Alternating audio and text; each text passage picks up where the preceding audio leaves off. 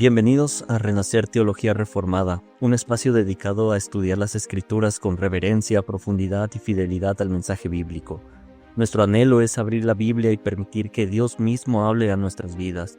Creemos que la verdadera transformación no ocurre por medio de emociones pasajeras, sino por medio de la verdad de Dios penetrando el corazón. Mi nombre es Eric Caballero y en cada episodio caminaremos juntos a través de las Escrituras para entender mejor quién es Dios, quiénes somos nosotros y cómo el Evangelio cambia completamente nuestra vida. Hoy comenzamos una enseñanza profundamente honesta y necesaria para todo creyente. ¿Por qué sigo luchando con el pecado? Esta es una pregunta que muchos cristianos se hacen en silencio. Después de haber creído en Cristo, después de haber experimentado el perdón de Dios, muchos se sorprenden al descubrir que el pecado no desaparece inmediatamente de su vida. Surge entonces una inquietud profunda.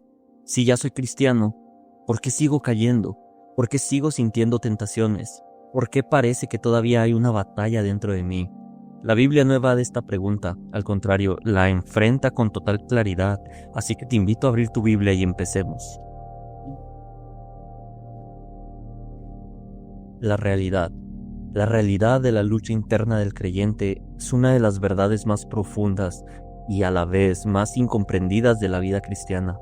Uno de los errores más comunes es pensar que la conversión elimina de manera inmediata toda lucha contra el pecado.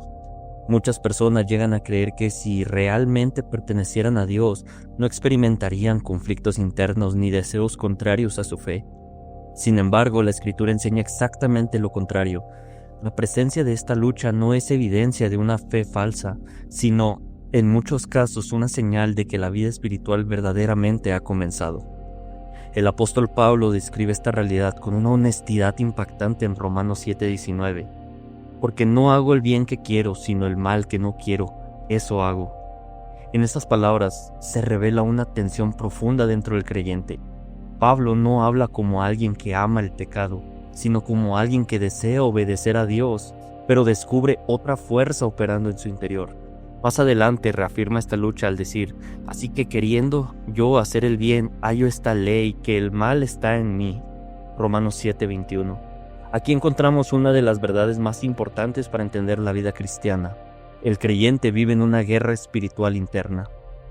Antes de conocer a Cristo, el ser humano no experimenta esta batalla de la misma manera, porque su corazón no está inclinado hacia Dios. La Escritura describe esta condición con una claridad contundente.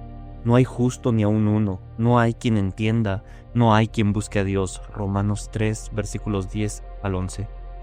En su estado natural, el ser humano no lucha contra el pecado porque vive en armonía con él. El pecado no es su enemigo, sino su inclinación natural. Pero cuando Dios salva a una persona, algo radical sucede en su interior. Jesús enseñó que entrar en el reino de Dios implica nacer de nuevo. De cierto te digo que el que no naciere de nuevo no puede ver el reino de Dios. Juan 3:3. Este nuevo nacimiento no es simplemente una decisión moral ni un cambio de conducta, sino una obra sobrenatural del Espíritu Santo que transforma el corazón. Esta promesa ya había sido anunciada por medio del profeta Ezequiel. Os daré un corazón nuevo y pondré espíritu nuevo dentro de vosotros, y quitaré de vuestra carne el corazón de piedra y os daré un corazón de carne. Ezequiel 36:26. Cuando Dios realiza esta obra, el creyente comienza a experimentar algo que antes no existía, un deseo genuino de agradar a Dios. Ama lo que antes ignoraba y desea obedecer lo que antes despreciaba. Sin embargo, es precisamente en este punto donde surge el conflicto. Aunque el corazón ha sido renovado, el creyente aún vive en un cuerpo afectado por el pecado. Por esto Pablo describe esta tensión de manera tan intensa. Porque según el hombre interior me deleito en la ley de Dios, pero veo otra ley en mis miembros que se rebela contra la ley de mi mente. Romanos 7, versículos 22 al 23. En el creyente coexisten dos realidades. Por un lado, un nuevo ser interior que ama la ley de Dios. Por otro, una naturaleza pecaminosa que aún intenta dominar. Esta es la batalla que la Biblia describe como la lucha entre la carne y el espíritu. Pablo lo explica con claridad en Gálatas 5:17, porque el deseo de la carne es contra el espíritu y el del espíritu es contra la carne, y estos dos se oponen entre sí, para que no hagáis lo que quisierais. Esta oposición constante explica por qué los creyentes continúan experimentando luchas, tentaciones y en ocasiones caídas. La carne representa la naturaleza pecaminosa heredada de la caída de Adán, una inclinación interna hacia el egoísmo, el orgullo, la ira, la lujuria y la rebelión contra Dios. El Espíritu Santo, en cambio, produce nuevos deseos, amor, pureza, obediencia y santidad. Por lo tanto, la vida cristiana no es una existencia libre de conflictos, sino una batalla constante entre estas dos realidades. Sin embargo, esta lucha encierra una verdad profundamente esperanzadora. Su misma presencia puede ser evidencia de una vida espiritual. El incrédulo no pelea contra el pecado, el creyente sí. El incrédulo se entrega al pecado, el creyente lo aborrece. Incluso cuando falla, el incrédulo vive cómodo en su rebelión. El creyente experimenta dolor cuando desobedece a Dios. Este dolor es precisamente lo que Pablo expresa cuando exclama: «Miserable de mí, ¿quién me librará de este cuerpo de muerte?». Romanos 7, versículos 24. Estas palabras no reflejan desesperación sin salida, sino un corazón regenerado que anhela la santidad. El pecado que antes parecía normal ahora se vuelve pesado, doloroso y digno de arrepentimiento. Por eso cuando un creyente se pregunta con angustia: ¿por qué sigo luchando con el pecado?, muchas veces esa misma pregunta revela una realidad más profunda. El Espíritu de Dios está obrando en su corazón. Solo alguien que ama a Dios puede sentir tristeza por desobedecerle. La Escritura describe esta tristeza de manera clara.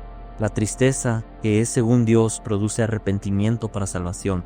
2 Corintios capítulo 7, versículo 10. Esta no es una tristeza destructiva, sino una convicción santa que lleva al creyente de regreso a Cristo. El creyente tropieza, pero no permanece indiferente. Cae, pero no se acostumbra al pecado. Falla, pero vuelve a Dios una y otra vez. Por eso Proverbios declara: «Porque 7 veces cae el justo y vuelve a levantarse». Proverbios 24, versículo 16. El justo no es el que nunca cae, sino el que no permanece caído. La raíz profunda del pecado que aún permanece es una verdad esencial para comprender la lucha del creyente. Si bien se ha visto que la batalla contra el pecado no es una señal de fracaso espiritual, sino evidencia de la obra del Espíritu de Dios, es necesario avanzar hacia una realidad aún más profunda y en cierto sentido incómoda. El problema no se limita a lo que hacemos, sino a lo que aún habita en nosotros. Muchos creyentes intentan enfrentar el pecado concentrándose únicamente en conductas externas, como palabras, acciones o hábitos visibles.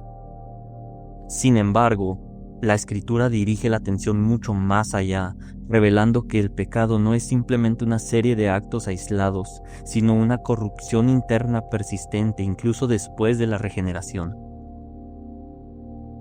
Jesús lo expresó con absoluta claridad al enseñar: «Porque de dentro del corazón de los hombres salen los malos pensamientos, los adulterios, las fornicaciones, los homicidios». Marcos 7, versículo 21. Esto muestra que el pecado no comienza en las manos, ni en la boca, ni en las circunstancias externas, sino en el corazón. Por lo tanto, la lucha del creyente no es superficial, sino profundamente interna. Es en lo más íntimo del ser donde se libra la verdadera batalla. Cuando una persona nace de nuevo, Dios transforma su corazón, pero no elimina de manera inmediata la presencia del pecado. A esta realidad la Escritura la denomina la carne. El apóstol Pablo lo expresa con notable franqueza: «Yo sé que en mí, esto es, en mi carne, no mora el bien». Romanos 7, versículos 18. Esta afirmación resulta impactante precisamente porque proviene de un creyente maduro. Pablo no se refiere a su pasado, sino a una realidad presente. Hay algo dentro de él que todavía se inclina hacia el mal. Esto permite comprender una verdad fundamental: el creyente ha sido librado del dominio del pecado, pero no de su presencia. Antes de Cristo, el pecado reinaba plenamente, dominando la voluntad sin oposición real. No existía verdadera libertad espiritual. Sin embargo, en Cristo, esta esclavitud ha sido quebrantada, como lo afirma Romanos 6, versículo 14. «Porque el pecado no se enseñoreará de vosotros, pues no estáis bajo la ley, sino bajo la gracia». Aún así, aunque el pecado ya no gobierna, continúa intentando influenciar. Es semejante a un rey destronado que, aunque ha perdido su autoridad, busca recuperar su trono. Uno de los peligros más comunes en la vida cristiana es la ilusión de una perfección inmediata después de la conversión. Esta expectativa, aunque parece espiritual, no es bíblica. El apóstol Juan confronta esta idea de manera directa al declarar: si decimos que no tenemos pecado, nos engañamos a nosotros mismos, y la verdad no está en nosotros. Primera de Juan, capítulo 1, versículo 8. Estas palabras no están dirigidas a incrédulos, sino a creyentes. Negar la presencia del pecado no es señal de madurez, sino de autoengaño. De hecho, cuanto más crece un creyente en su relación con Dios, más consciente se vuelve de su propio pecado. Aunque esto puede parecer contradictorio, es profundamente real, ya que la luz de Dios no solo revela su gloria, sino que también expone la verdadera condición del corazón humano. En este punto, es necesario comprender la doctrina de la santificación. La santificación es el proceso mediante el cual el creyente es transformado progresivamente a la imagen de Cristo a lo largo de toda su vida. No ocurre de forma instantánea ni automática, y no está exenta de lucha. Pablo lo describe en 2 Corintios capítulo 3 versículo 18 al afirmar que somos transformados de gloria en gloria en la misma imagen de Dios. Esta expresión indica un progreso continuo, un crecimiento gradual que implica etapas, avances y también dificultades.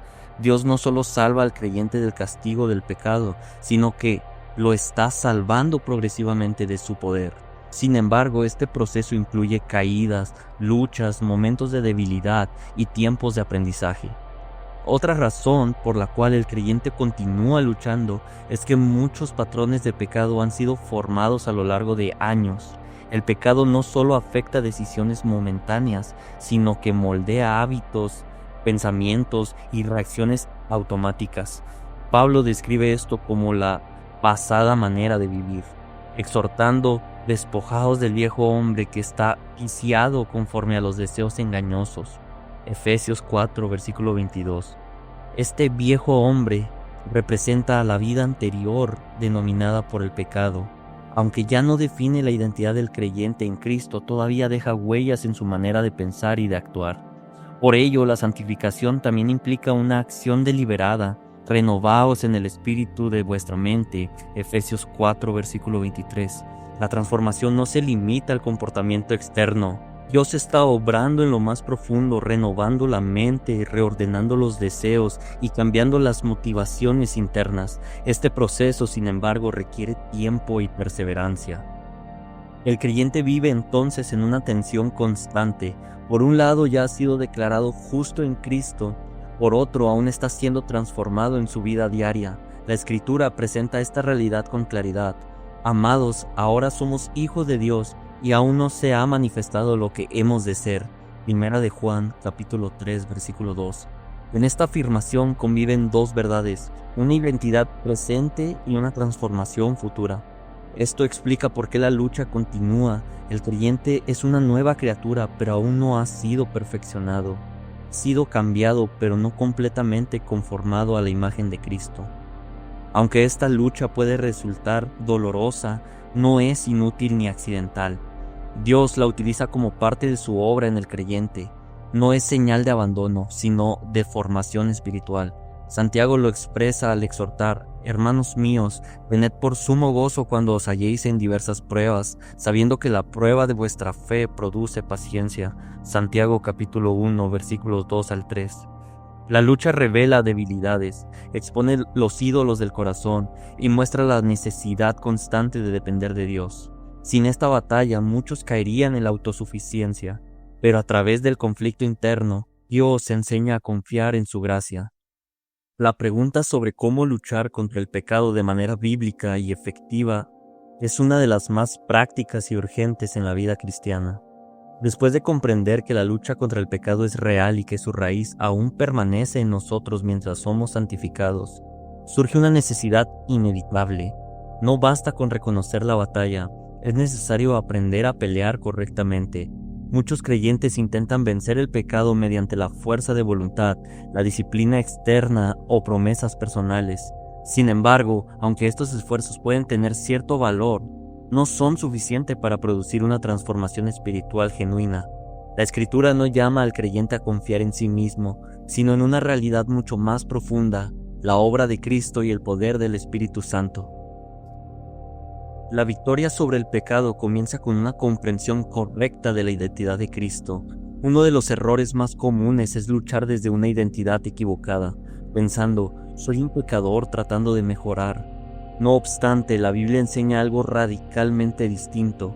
En Cristo la identidad ha sido transformada, como lo declara 2 de Corintios capítulo 5 versículo 17. De modo que si alguno está en Cristo, nueva criatura es.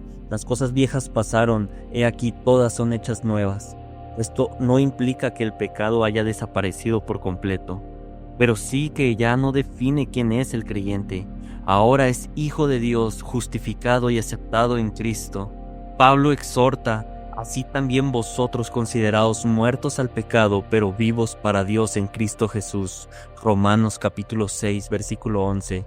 Este consideraos implica una acción consciente de recordar, creer y afirmar esta verdad. El creyente no lucha para ser aceptado por Dios, sino porque ya ha sido aceptado en Cristo. En segundo lugar, la lucha contra el pecado no debe realizarse en las propias fuerzas, sino en la dependencia del Espíritu Santo. El pecado no puede ser vencido únicamente con esfuerzo humano. Pablo lo expresa claramente. Andad en el Espíritu y no satisfagan los deseos de la carne. Gálatas capítulo 5 versículo 16. El orden es crucial. No se trata de dejar de pecar para poder caminar en el Espíritu, sino de caminar en el Espíritu para no satisfacer los deseos de la carne. La victoria es el resultado de una vida dependiente de Dios, lo cual implica una vida de oración, una constante alimentación en la palabra y una sensibilidad a la convicción del Espíritu. Él no solo señala el pecado, sino que también capacita al creyente para resistirlo. Asimismo, la Escritura enseña que el pecado debe ser tratado con seriedad. No es algo que deba tolerarse o manejarse superficialmente, sino algo que debe ser eliminado con urgencia. Jesús utiliza un lenguaje radical para expresar esta verdad. Si tu mano te fuera ocasión de caer, córtala, y si tu pie te fuera ocasión de caer, córtalo. Marcos capítulo 9 versículos 43 al 45. Aunque estas palabras no deben interpretarse de manera literal, sí comunican la gravedad del pecado y la necesidad de tomar medidas radicales contra aquello que lo alimenta. Pablo refuerza esta idea al decir, ser morir pues lo terrenal en vosotros. Colosenses capítulo 3 versículo 5. No se trata de controlar o administrar el pecado, sino de darle muerte. Esto implica decisiones concretas como apartarse de las fuentes de tentación, romper hábitos pecaminosos y establecer límites claros. La gracia de Dios no es una licencia para pecar, sino el poder para luchar contra el pecado. Sin embargo, la vida cristiana no consiste únicamente en abandonar el pecado, sino en llenarse de aquello que es santo. Jesús advirtió sobre el peligro de un corazón vacío al enseñar que un espíritu inmundo puede regresar y encontrar la vida desocupada, trayendo consigo una condición aún peor. Por ello, no basta eliminar el pecado, es necesario llenar la vida con la verdad de Dios. Pablo lo expresa en Filipenses 4, versículo 8. Al exhortar, pensar en todo lo verdadero, honesto, justo y puro. La renovación de la mente es fundamental en la lucha espiritual, ya que lo que el creyente consume, piensa y medita influye directamente en su vida. Otro aspecto esencial es vivir en un arrepentimiento constante. El creyente no es alguien que nunca falla, sino alguien que regresa continuamente a Dios. La Escritura ofrece una promesa llena de esperanza. Si confesamos nuestros pecados, Él es fiel y justo para perdonar nuestros pecados y limpiarnos de toda maldad. Primera de Juan, capítulo 1, versículo 9. El arrepentimiento no es un evento aislado al inicio de la vida cristiana, sino un estilo de vida. Cada caída debe llevar al creyente a acercarse a Dios, no a alejarse. No debe esconderse, justificarse ni rendirse, sino correr a Cristo, recordando que el Evangelio no solo salva al inicio, sino que sostiene diariamente. Además, es fundamental confiar en la gracia de Dios y no en la propia perfección. Muchos creyentes viven frustrados al esperar una transformación inmediata, pero la esperanza del cristiano no está en su desempeño, sino en la gracia divina. Pablo lo expresa con claridad: bástate en mi gracia, porque mi poder se perfecciona en la debilidad. Segunda de Corintios capítulo 12, versículo 9. Dios no se justifica en la autosuficiencia del hombre, sino en su dependencia. Aún en medio de la lucha, el creyente puede descansar en esta verdad. Ninguna condenación hay para los que están en Cristo Jesús. Romanos capítulo 8, versículo 1. Esto transforma completamente la manera de luchar, pues ya no se hace desde la culpa condenatoria, sino desde la seguridad del amor de Dios. Finalmente, es necesario recordar que aunque la lucha es real, no es eterna. La Escritura promete un día en que el pecado será completamente erradicado y no habrá más muerte, ni habrá más llanto, ni clamor, ni dolor. Apocalipsis capítulo 21, versículo 4. En ese día la batalla terminará definitivamente. Mientras tanto, el creyente vive con una certeza gloriosa. Las gracias sean dadas a Dios, que nos da la victoria por medio de nuestro Señor Jesucristo. Primera de Corintios capítulo 15, versículo 57. La victoria no depende de la fuerza humana, sino de Cristo, y ya ha sido asegurada en la cruz. Gracias por acompañarnos en esta enseñanza en Renacer Teología Reformada. Si este contenido ha sido de edificación para tu vida, compártelo con alguien más. No olvides suscribirte al canal para continuar creciendo juntos en el conocimiento de la palabra de Dios. Soy Eric Caballero y te espero en el próximo episodio, donde seguiremos profundizando en las verdades eternas del Evangelio.